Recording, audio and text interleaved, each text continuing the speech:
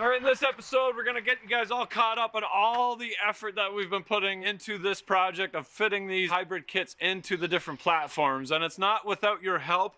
Somebody donated a 2017 Duramax, mind blowing.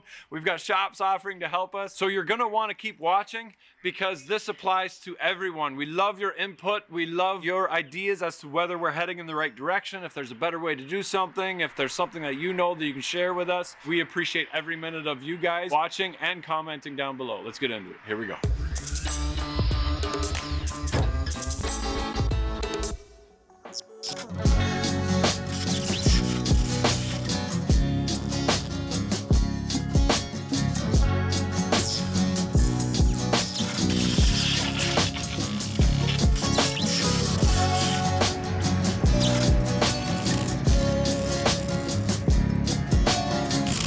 Now, I don't think anybody's excited about a 30-year-old second-gen gas two-wheel drive truck as I am, but it is the absolute perfect truck for us, and I'm going to tell you exactly why.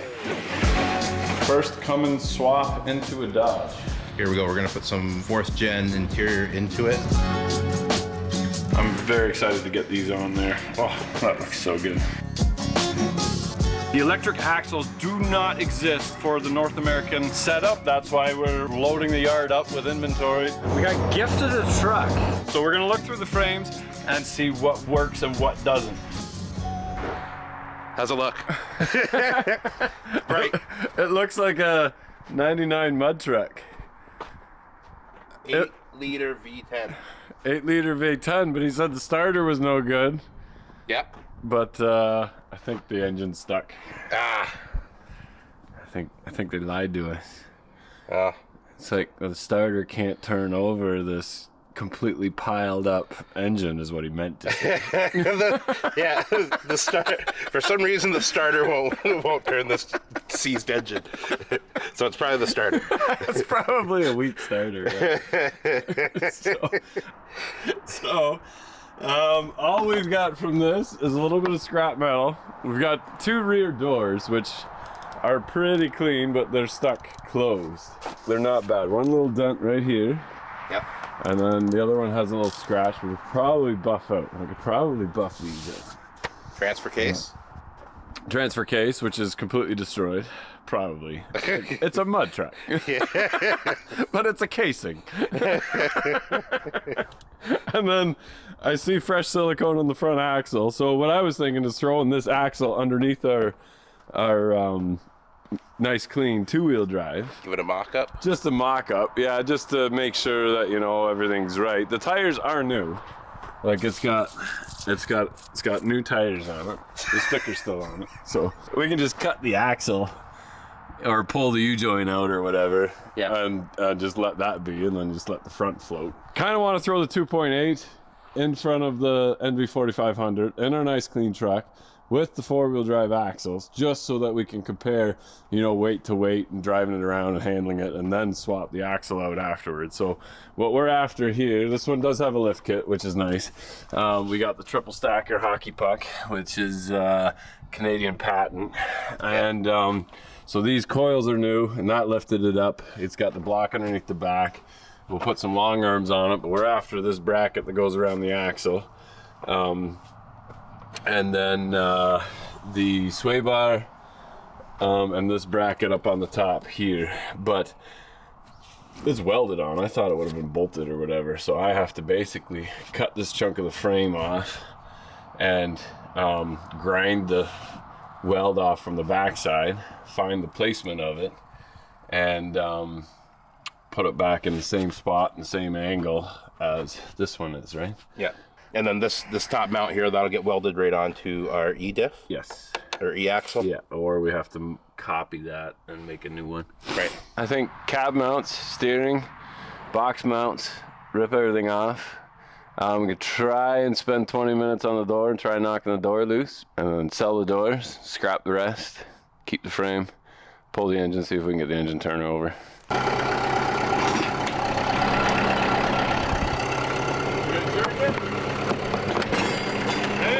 Give her another bump. Ah, it's moving. I don't know. There's some motion down there. No? How much effort are we putting into this? Okay, so we got the fluids drained. Now we just got to bring it close to the shop. Steering still work?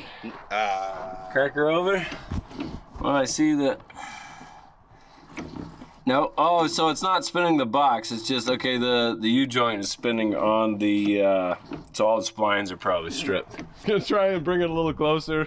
We'll grab the torches and cut some mounts off and see if we can just roll the cab off.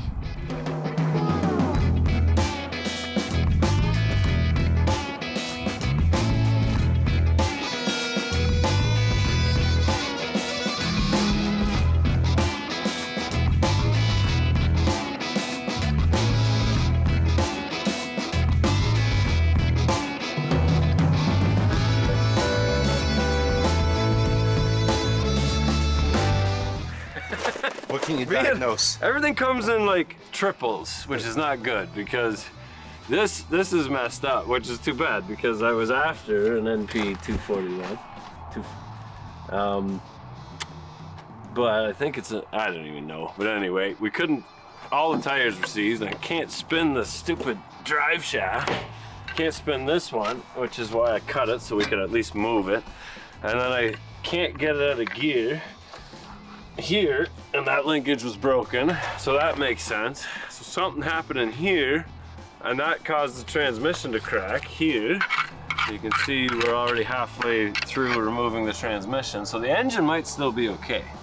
It's not turning over, but that's because this is all jammed in here somehow. There's a lot of complex parts inside an engine and a transmission, but not this one. It's just one. There's no moving parts anymore. There's just one ball of torque right at the front. And it's all jammed all the way through. Yeah. I can't even slide the yoke inside this. Unless it's just full of water and it's frozen. It's Canada, it's cold. Don't rule it out, I guess, yeah. Was he in water? Like, why isn't the driveline moving? But I'm like, well, obviously the splines are twisted and it won't come out. But look at this. Oh. But it like wants to go back in again. Oh. Purple. That's interesting. But it's not twisted, so that's good. Well, that's one thing that's okay.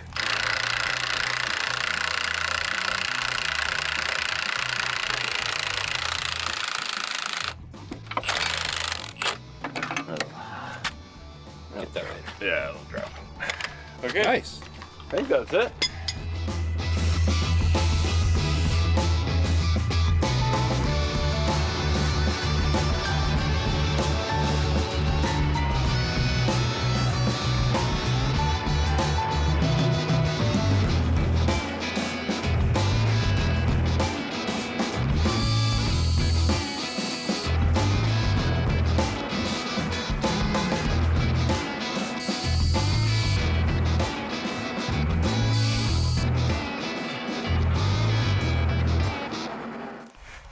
Okay, quick little wash, and this is probably the best part of the whole truck. It still has most of the paint on it. It's definitely got its worst spots, which is by the wheel wells here. So this is where stone chips would have came and would have hit it, but even there's still paint on the frame, and it's not pitted at all. So yeah, we'll decide whether we are going to cut these off and put them on the other frame, because I'm sure that is even 10 times more mintier, or we just pop that body on this one. This frame is structurally sound and there's absolutely nothing wrong with it, keeping in mind that we're gonna put different long arms on that come up towards the back there, but most of the paint is still visible, so it must have been under oiled. This is why we bought it, this thing here. But just disappointing that everything else is junk on it. For now, this thing looks pretty good, Okay, so we ran into our first issue because I thought Dodge's, this is why I don't like Dodge, because I know that the frames are a two-piece, and that you just knock these rivets out and this back half slides out. Now this is a 99 and that is a 95. Maybe that's the difference, I don't know. But we were hoping to knock these rivets out and then stick the longer frame in the back, because this was a 6-foot box and that is an 8-foot box. So instead, we're gonna have to cut off the brackets from this because I don't want to weld my frame. We're gonna leave it alone. That frame is in better shape, but what we'll do is we'll cut all the brackets off of this, clean them up, get them sandblasted, and then we'll have to weld them into the front of that just to make that a 4-wheel drive. So that is unfortunate, but not the end of the world. We'll just take some good measurements from where these brackets are in relation to the cab mounts, where they are in the frame exactly. We're getting adjustable 4 links, so we can move it around and move the axle one way or another. So that's not the end of the world. And then the track bar is adjustable. All of our steering is going to be adjustable. So it's not the end of the world. It might just be a little bit trickier getting this thing to run 100% down the road. But my alignment guy down at Pyatt's, he's getting older and he's really crusty. And I'm part of the reason for him being that crusty, because every time I show up, I'm like, hey, I added an extra 600 pounds on the front of my truck. Can you make it go down the road straight? He's like, but I do make a point to give him good, solid, clean stuff to work with, so he doesn't have to try and get bolts that are all seized and whatever. That makes him a little bit happier, but we got some work cut out ahead of us. So I might as well cut this frame, and what I'm going to do is cut around and then grind to the back of those brackets. We'll send those out to get sandblasted, and then we can weld them back on again, or Vince can weld those back on again, and they'll look so pretty. But yeah, that's unfortunate. These diffs are probably no good because they're probably welded together. We'll take out the U-joints, because unless it's freewheels if you didn't, but with the look of the fresh silicone, I think he probably welded the front axle together. That's what I would do if I had a mud truck with a V10 in it. But yeah, unfortunate, but here we go. All right, another F350 road trip. We got gifted a truck, and at first I thought it was a scam. I don't think it's a scam though. I think it's just people really excited about what we're doing with the Edison thing and wanting to help us out and wanting us to succeed. And man, you guys are absolutely awesome. This is going to be a nice, fun little trip, and I'm excited to show you guys what we got. Here we go.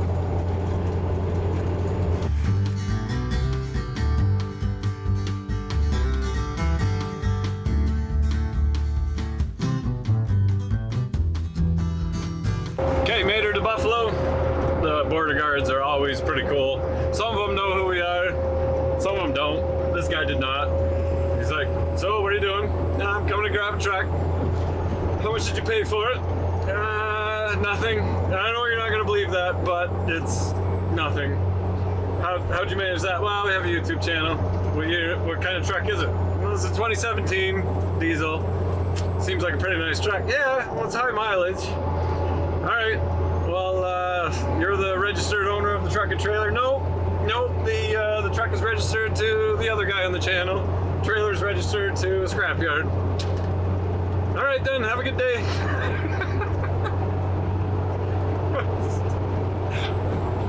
Am I the crazy, is that the weirdest story you heard today or what? I don't know. Anyway, got 2.5 hours to go. Probably dark by the time we get there, but we're well on our way.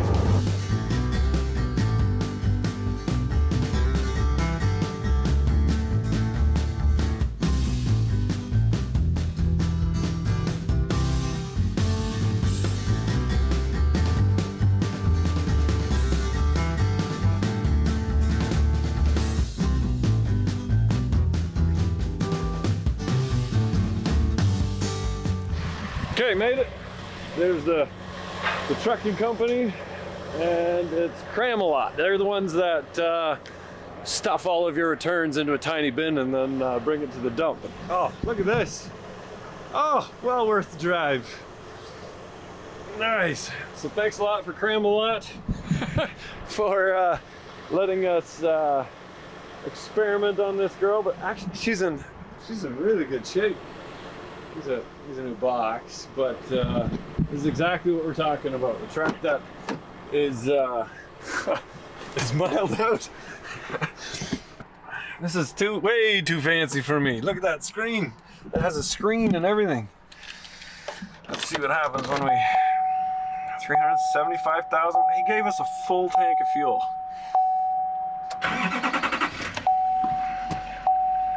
Engine power is reduced. Change oil. How many lights are on? How many?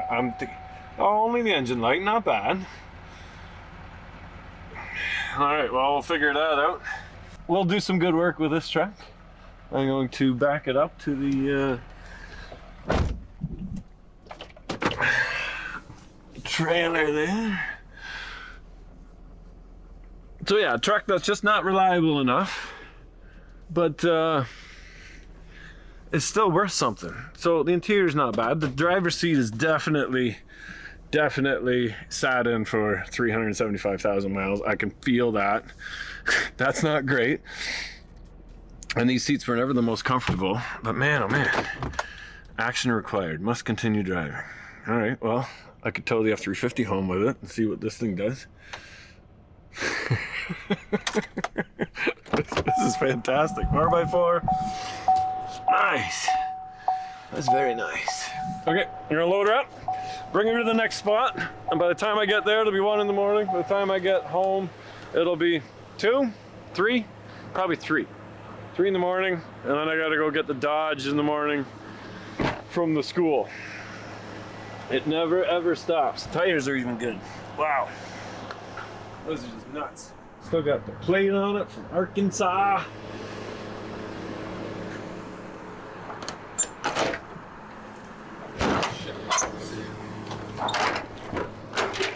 We definitely got to break into that lock cabinet because there's probably something good in there. This is fantastic. Oh, baby, yeah. All right, gonna load her up.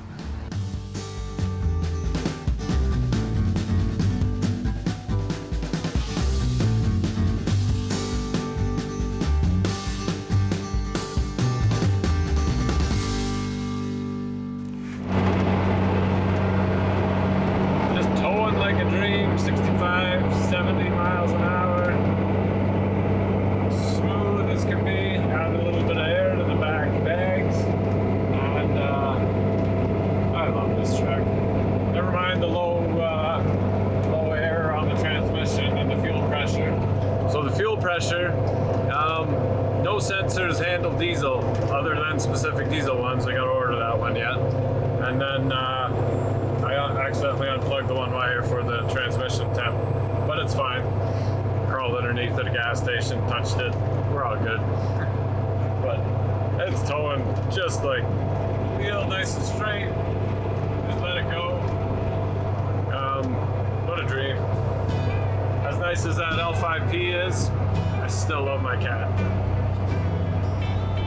Here we go.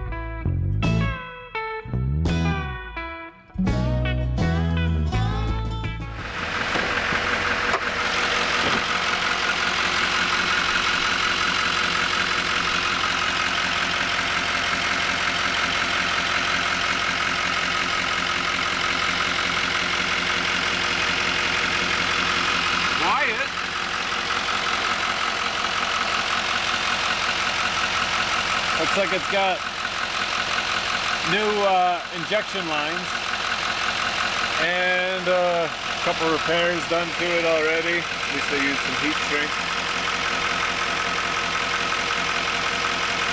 So that was an issue with these L5Ps, is the injector wiring. So it looks like they fixed it one of them already. Very cool.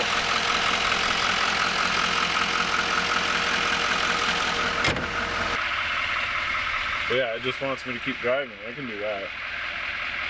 It took a long time to get across the border because they weren't as thrilled about us saying that we paid $1 for it on the Canadian side as they were at the border when I went to go get it.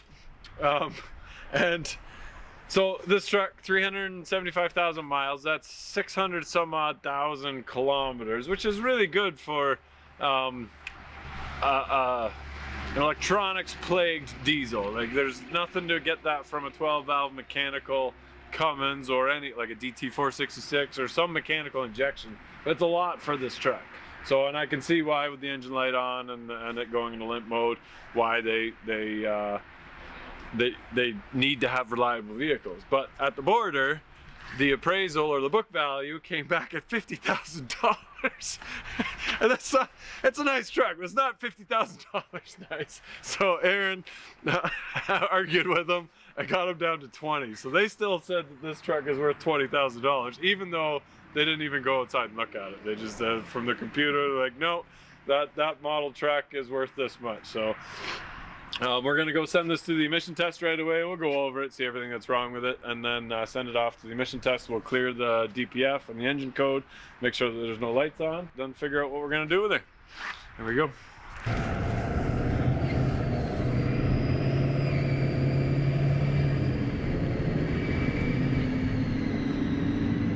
That's a funny noise, smoking like pretty good. That could be part of the DPF acting, but that is an excessive amount of smoke. You can hear like a stutter, so that's in the drive line somewhere. Steering still feels really tight, and that's good, but you can hear that whomp, whomp, whomp, whomp, whomp, so that might be a wheel bearing. I think it's just telling me that the exhaust filter must continue driving. It's like, yes, I understand, I'll drive. Well, it's letting me go 60, so, but when I step on it, and there's a loud noise under the hood there somewhere. It's not thrilled I'm doing that. It'll be interesting on the dyno. We'll clear that code. Clear the code before we... It's not gonna be thrilled. It's 234 miles. This was just used to service compactors and drove all over North America. So it was basically wherever there was an issue, you drive for 2 hours or 25 hours or 40 hours to go fix whatever's broken and then back home again. Yeah, so like foot to the floor, it really is. It's supposed to have an extra 170 horse and an extra 150 foot-pounds of torque over the cat, but it definitely doesn't feel like it.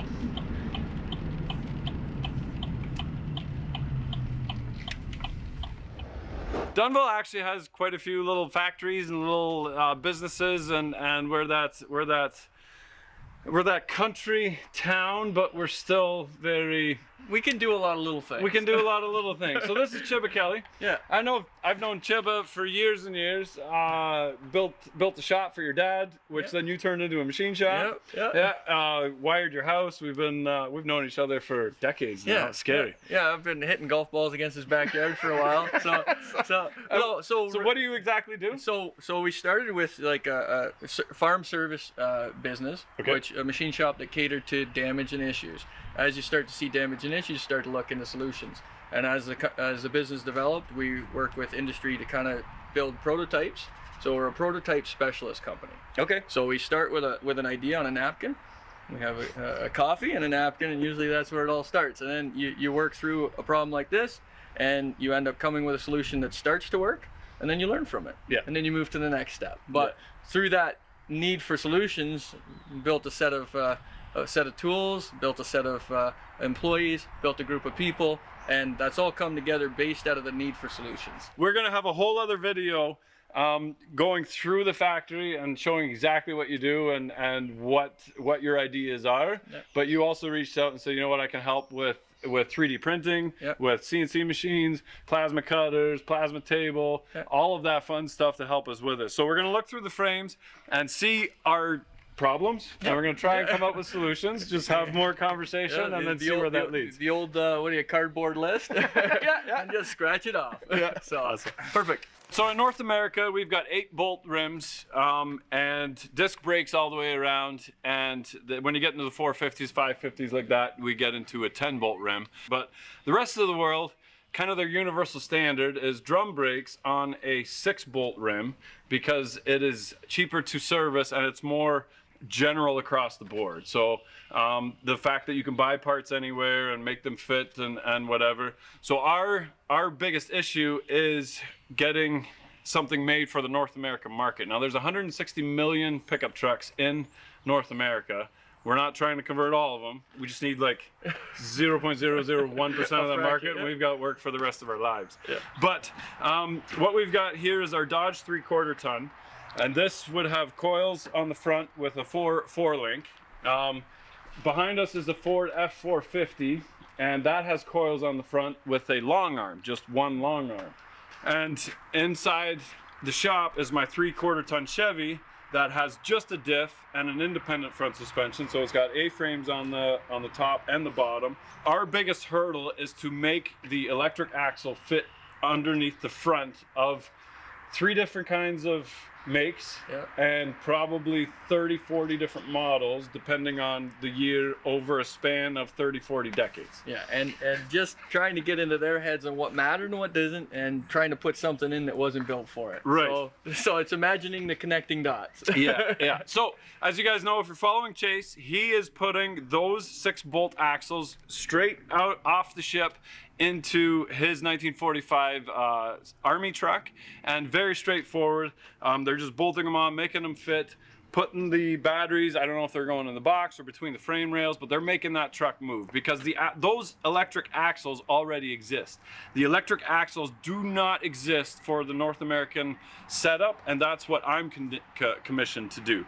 So while he's just bolting his axles on, he can proof of concept, start going down the road with it, start pulling loads with it. It's a very nice showpiece for that stands out, that people will recognize, and that we can start sending off to shows. But in the meantime, I have to figure out how to get all of these axles underneath these trucks. We were originally figuring out how to make a generic axle from wheel mounting surface to wheel mounting surface. But then I thought, if we were able to take the hub and attach it to the axle that we're making in overseas, then all of our brakes and steering components would still be stock. The issue is that this size is different, and we would have to make kingpin or ball joints that would fit in there And carry those loads and all that torque. Right, and we would still have to make these brackets. Yeah. So then I thought, why are we doing all that? Why don't we just make a center section of pumpkin and take the axle tubes out of the pumpkin and then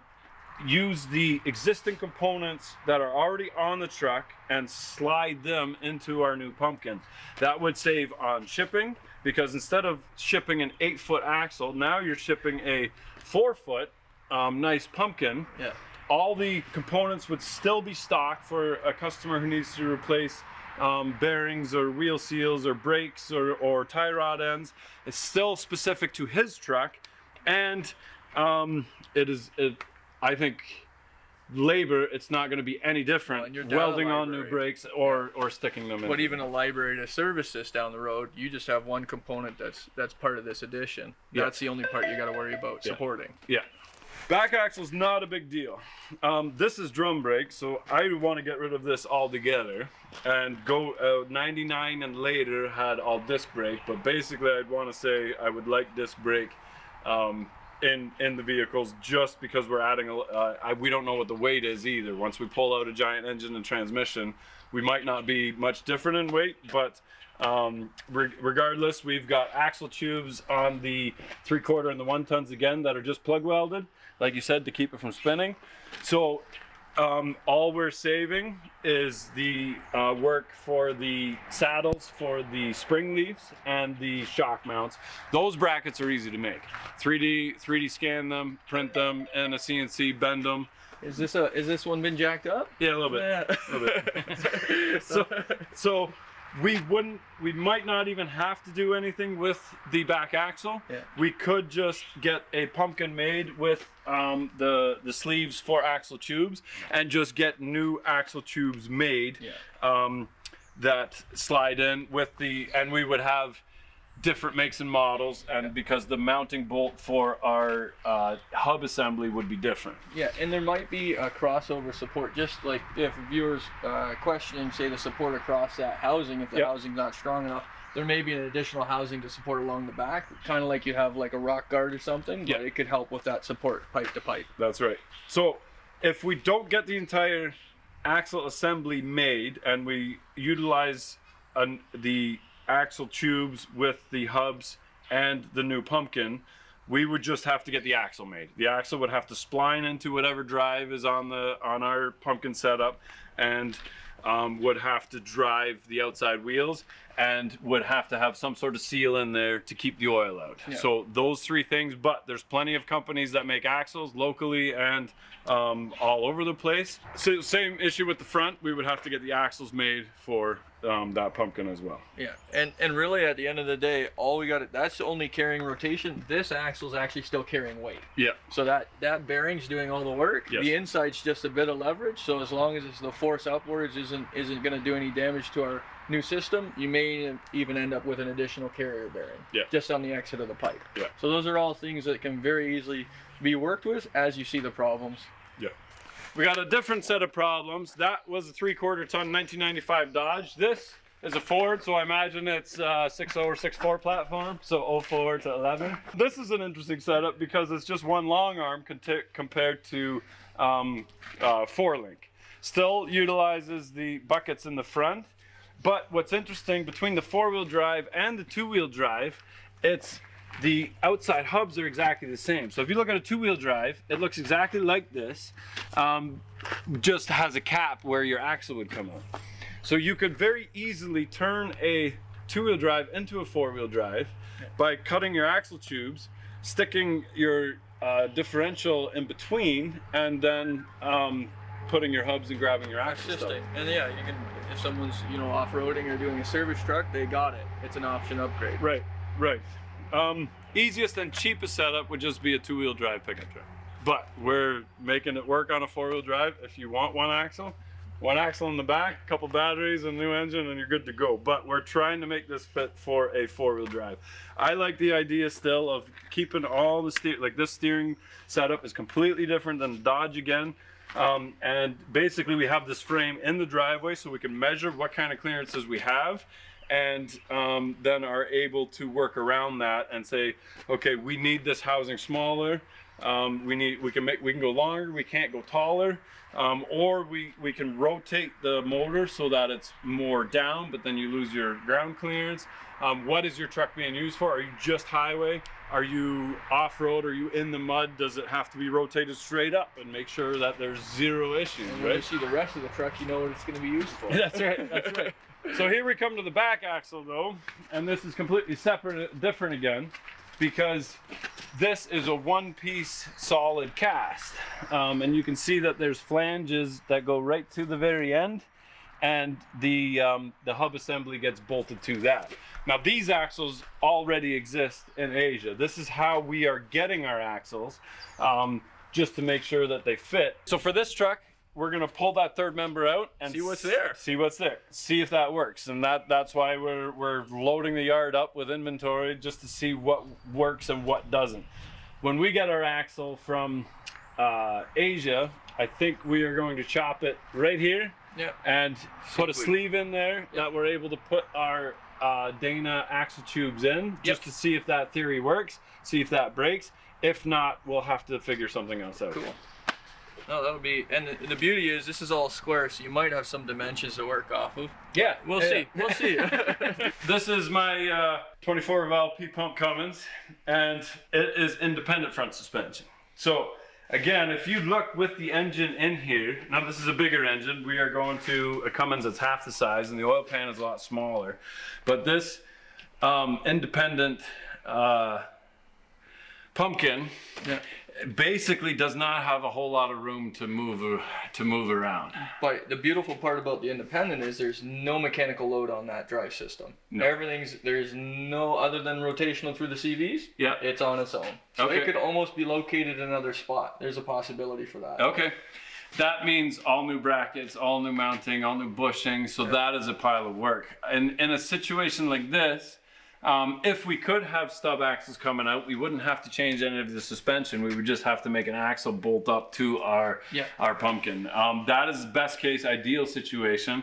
Worst case scenario is this would be an excellent setup for the remote motor system, because this doesn't move and it's just able to spin that. Yeah. So that's another issue that we have to overcome or try. So we might have to build a setup for one kind of truck and then just a different setup for a different truck. So it might end up being cheaper on the GM because we don't have this entire front axle we got to deal with, just a motor, an adapter plate that houses the motor, and then a drive shaft, and then that's it. Or it could be more expensive. We don't know. And then based on where this goes, you can almost utilize the area where the transfer case was for the actual drive system. And that's exactly it. Yeah. So that leaves us to batteries. We've got two 4-foot long by 2 feet wide by 10-inch thick batteries. This frame is 8 inches. So we can't stick the batteries one on top of the other because we'd be down to here. Not happening. But this is an 8-foot box. This is just a brace that mounts the spare tire and is structural for the back. But we could get rid of this. We could almost leave this one or replace it and just put the two batteries, just one long 8-foot end to end, and have it sticking out that we can, basically we need to remake this bracket to go from underneath and hold up the batteries. Meanwhile protecting it because we can't have anything puncturing the batteries from underneath. I think because all your torque's going to try and twist the frame inwards at the top and outwards at the bottom based on that load. You're probably going to have to do like a drop system. Sometimes you see those in the 4x, they have a drop subframe, and that could lower down and go over. Because you got the clearance, you'll be able to work with something like that. Right. And then you can almost nest a system above that, built in some of the bracketing. You do have a hitch. 95% of the trucks would have a hitch. We would have to encase something to take care of that torque load. Underneath, hold the batteries, protect them, and then also something on the top to take care of like that. A strut tower. Right. A lot like that. You carry it over and help support that. If we've got a foot of space between the batteries, because we're 4 foot wide and we've got a full foot, we could put a custom tank on the side and still utilize, if you've got a normal truck bed, your filler cap. Because if your fuel tank is somewhere, say it's under the hood, you still have a hole in your box that somebody is going to try and put diesel into, and we don't want that. We want everything to be functional and practical on the truck. So we could basically, well, how wide is that tank? Because holy cow, it's 13 inches. So it's a tight fit, but you might even be able to leave the stock and still be able to go on the side. We've got 38 inches. So there's another solution solved. So need 2 feet. So we've got 14 inches, and this tank is 13 inches wide. Anyway, there's another problem solved. And it'll be tighter and further away, so you'll be all set. More clearance. Yeah. So that I was worried about that, but now I don't. But what that means is I don't have room for an exhaust to go anywhere. So we would have to dump behind the cab in front of the batteries or underneath the batteries. Again, heat. We don't want the heat from the exhaust going underneath the batteries affecting anything like that. Well, and even just a brainstorm, even if there was, you see some of those cool truck slide out beds. If that was actually the battery system. There may be a possibility for doing some reinforcement. So you lose your height 10 inches at the bottom of the box? Yeah, and I'm just curious even how the cells come. There may be some options for the batteries too. Right. So yeah, there might be some options there. It's not all in the You know, we might have some other solutions. Cool. Now, it's not just batteries, an engine, and a generator, and axles. It's also battery management system, cooling system, all your controls. So on a crew cab truck, underneath the seat, not a big issue. Nice and neat. You lose your storage space. There's still space on the side of the generator. Underneath the cab, we could put stuff. But what are some of the things we're taking out that you don't need anymore? Drive shaft, exhaust, transmission. Cool. Looks like there's a lot of space on the tail end of the transmission. could be. But we also have salt, road grime, mud, all of that, which is, I think the batteries are fairly well protected because they're up fairly high. You can see how the frame goes up. When it's down low and right there, I can see that leading to eventual problems. It all works in California. Issues. Yeah, connection issues. Right. So if we were able to have it in the cab, now you can see we also don't need this giant hump anymore. We don't need this hump up to here. Now I don't want to start getting into cutting floors out and making them smooth and putting space on there, but basically the generator is going to stop here, and now we've got this access for drive shafts and all that. We don't need that anymore. Yeah. So that's a little bit of space, but this is just a regular cab. On a crew cab, it would be that much longer. Yeah.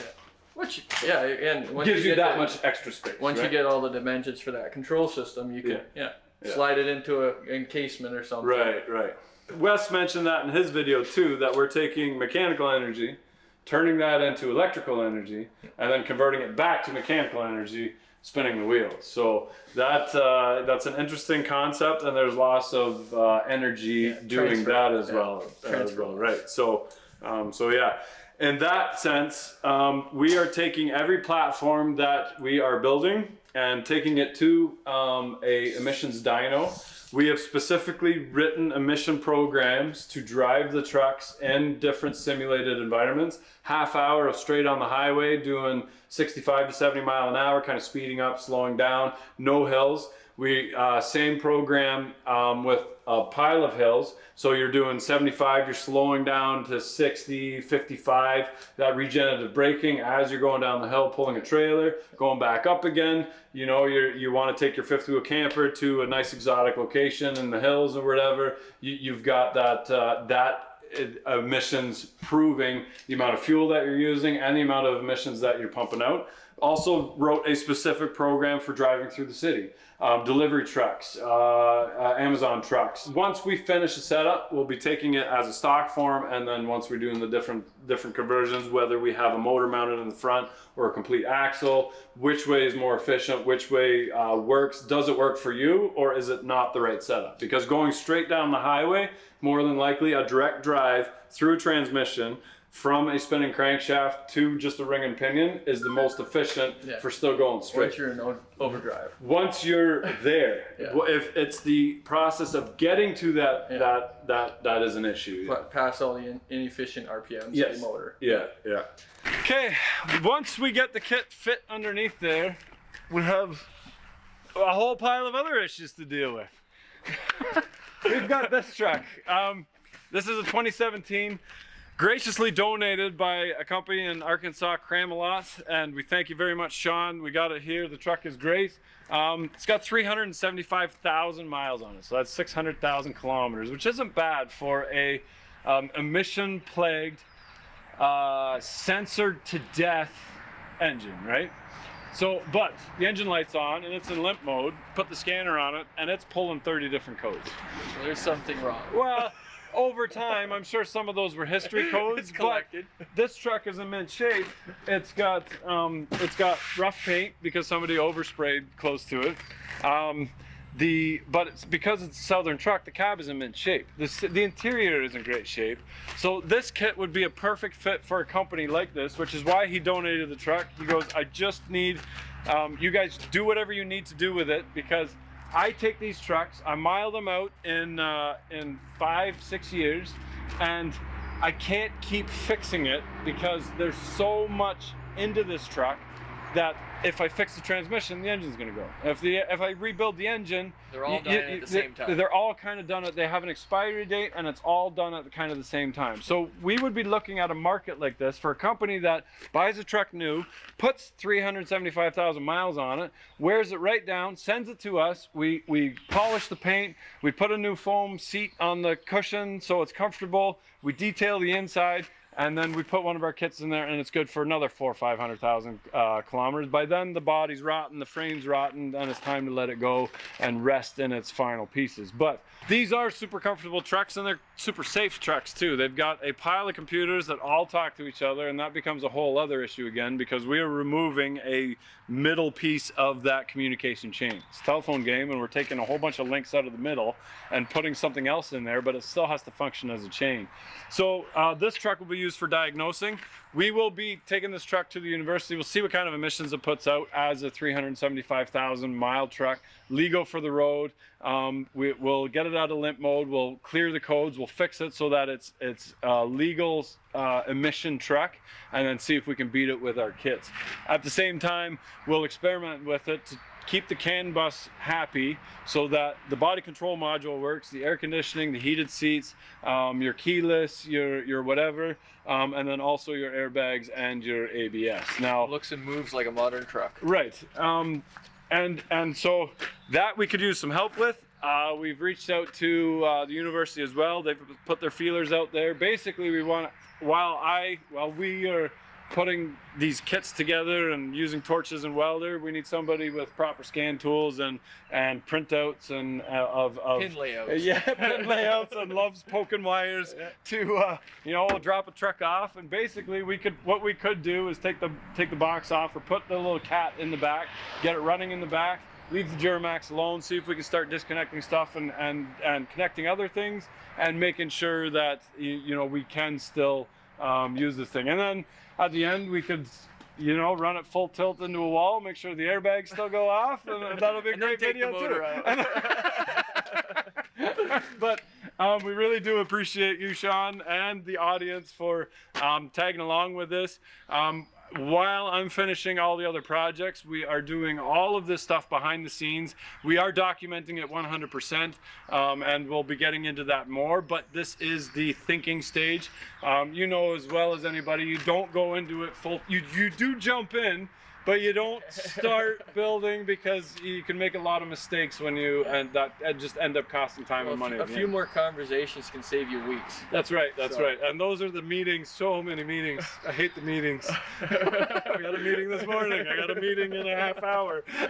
But that's it for where we are at with the Edison project right now. Next step is to pull the 95 Dodge apart. We are putting the four-wheel drive setup from our frame onto our two-wheel drive frame, making it four-wheel drive, putting a lift kit in there, and replacing the 5.9 gas with the 2.8 Cummins in front of the NV4500.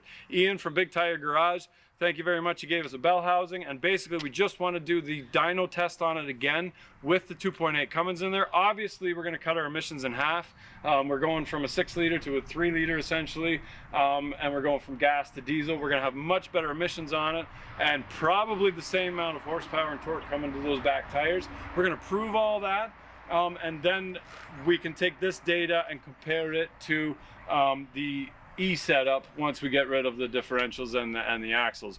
When we do that, when we pull it apart again, that truck's heading off to paint, getting a new interior. It's going to be a beautiful truck in the fleet in the Boss style, building it right. So thanks for watching, guys. Don't forget to check out Edison's channel. They've got a pile of stuff on Topsy, plus their 45s that they're building, the Dodges. We are heading to China to see the manufacturing process, tell them exactly what we want, make sure that there's changes, make sure that the quality's there, and then we've got a pile of other meetings with other companies and stuff too. This is a very exciting time for us. The emails are crazy. It's like, oh, this is happening. I was like, whoa, we And did it's at not different expect time that. zones. Different time zones. It's like I got a meeting at 2 in the morning. I got a meeting at 7 in the morning. It's wild. Thank you guys for letting us do this. Thank you for Edison for letting us get involved. And as always, if you're not filthy, get out there and work on it. Comment down below, give us our suggestions. We read as many as we possibly can. The emails somehow get like during the videos, the email outreach is insane. We thank you for that. We read those, and we're trying to sort those emails. We're kind of in our own little zone now, but we will need your guys' help physically in the future, just not right now. Please don't send me resumes, just hints, and if you have a service to offer that can help, we can pay for that service. We can give you shout outs, all that fun stuff. But yeah, pile of stuff happening. You're in pilot scale right now. Gemma, thanks for taking the time, Pleasure. reaching out, and we'll go through a tour through his shop soon. So much good stuff coming. Sounds good. Here we go. See you then.